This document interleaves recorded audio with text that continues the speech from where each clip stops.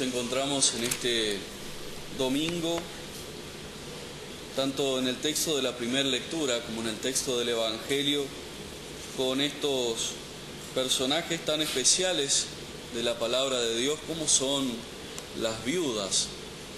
Las viudas para el pueblo de Israel no son una persona más, son los desprotegidos. Es la persona que no tiene nadie quien la cuide.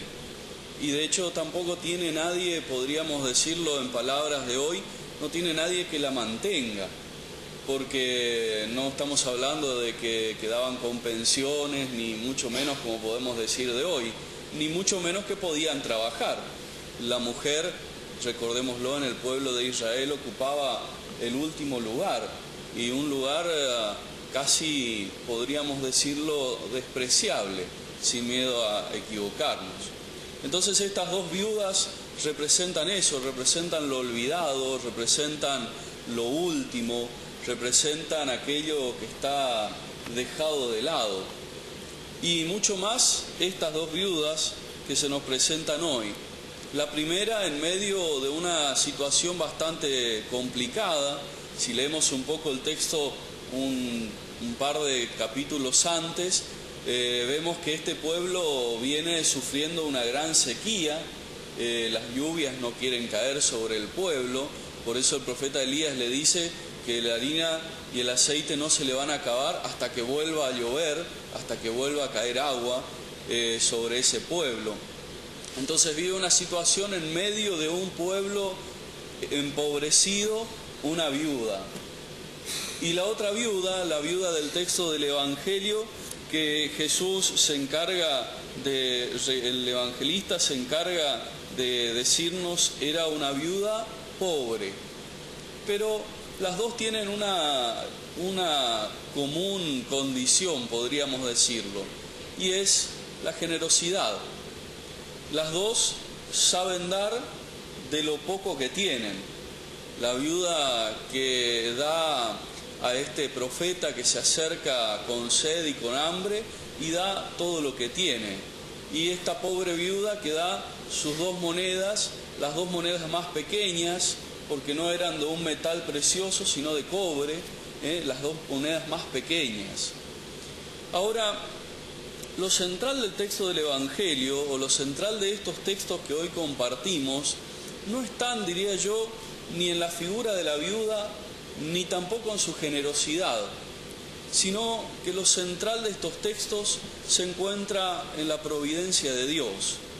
Dios provee al que da con generosidad, y allí está el centro, no solamente en el desprendimiento, no solamente en la entrega de lo poco o mucho que uno pueda tener, está en la providencia de Dios. Ninguna de estas viudas murió, podríamos decirlo, por su viudez. Tanto la viuda de Sarepta de la primera lectura como esta viuda de las dos monedas en la ofrenda del templo son sostenidas por Dios, son sostenidas por la providencia de Dios.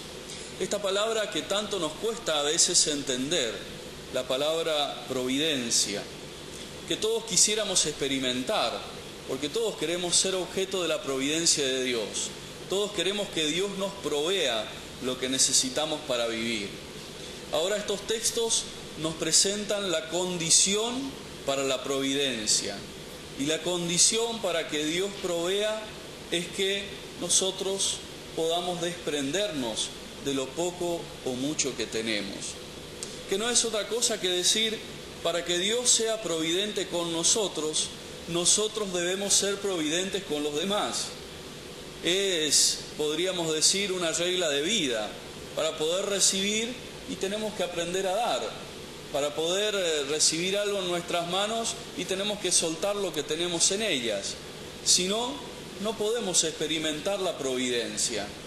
Cuando simplemente nuestra vida es un ir calculando día tras día si llegamos a fin de mes, si vamos a llegar al día de mañana, si nos va a alcanzar el dinero para esto o para esto otro, cuando nuestra vida es simplemente un cálculo, en el cálculo no entra la providencia de Dios. La providencia de Dios entra cuando dejamos de calcular, no para no ser previsores, pero sí cuando ponemos por sobre el cálculo la caridad y la ayuda a los demás. Porque cuando compartimos, cuando abrimos nuestra mano para dar, cuando compartimos lo que tenemos, alcanza para todos y sobra, como el milagro de la multiplicación de los panes. Pero cuando cerramos nuestra mano, cuando guardamos egoístamente lo que tenemos, no nos alcanza ni siquiera para nosotros. Por eso qué bueno que a la luz de estos textos que hoy compartimos y de estas imágenes de las viudas del Evangelio y del libro de los Reyes, podamos todos nosotros aprender a ser generosos con aquello que tenemos, para que así la generosidad de este Dios, de la cual nos hablaba la segunda lectura de este domingo, que esa generosidad de Dios se manifieste hacia nosotros. Pedimos esa gracia a nuestro buen Dios en este día, lo hacemos por intercesión de nuestra Madre, la Virgen Santísima, y colocamos todo esto en su Inmaculado Corazón. Que así sea. Que así sea.